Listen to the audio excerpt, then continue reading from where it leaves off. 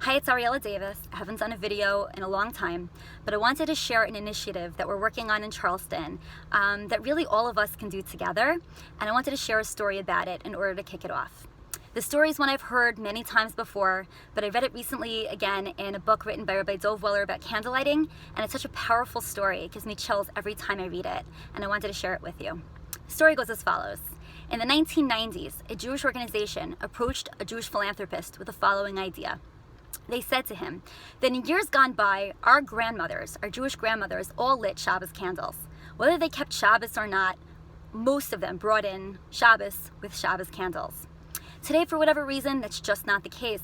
Many Jewish women no longer light Shabbos candles, be it because we're just busier, be it because of the raging rates of assimilation. Who knows?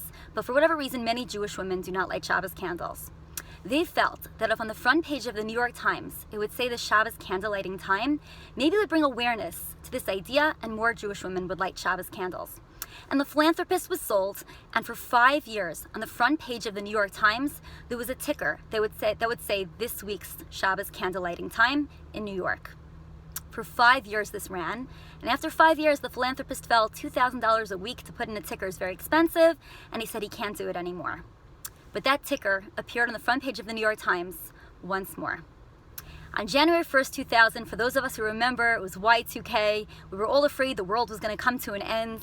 I had the flu in Yerushalayim, and I was very confident the world was going to come to an end. The New York Times put out 3 editions of their newspaper to celebrate the occasion. The first one was from January 1st, 2000, that day's news. The second one was January 1st, 1900, to show how far the world had come in the past 100 years. And the third edition required a lot of imagination. It was an edition of what they thought the world might look like on January 1st, 2100. Flying cars, cures to cancer, whatever they thought the world might look like. And on that edition of the newspaper was that familiar ticker with the candlelighting time for that week's Shabbos. And when the person who decided to put this out, a Catholic man, was asked, why do you include a ticker on the front page of January 1st, 2100? His answer was astounding. He said, I don't know, and none of us know, what the world might look like in 100 years from now. But there is one thing that we know for sure. In January 1st, 2100, Jewish women will be lighting their Shabbos candles. I found that such a powerful message. In 1 week from now, 1 week and a half from now, the world will be celebrating the International Shabbos Project, a time when Jews across affiliations across the world will be keeping Shabbos. Some of them keep Shabbos every week. For some of them, they do it once a year for the Shabbos Project, and for some people, it will be their very first time keeping Shabbos. We've tried to bring this project to Charleston, and for whatever reason, it's very overwhelming for people, and I understand if you've never kept Shabbos before, if you don't know all that it entails, it can be overwhelming, and we get that. But it's not overwhelming to light Shabbos candles. You buy 2 tea lights at the store, you gather your family around, or you do it by yourself, and you bring in Shabbos, you say one blessing, and that's all. I would like to issue this challenge to every Jewish household in Charleston that at candlelighting time, I believe it is 6:15, on Friday, October 27th, everyone brings in Shabbos with candlelighting.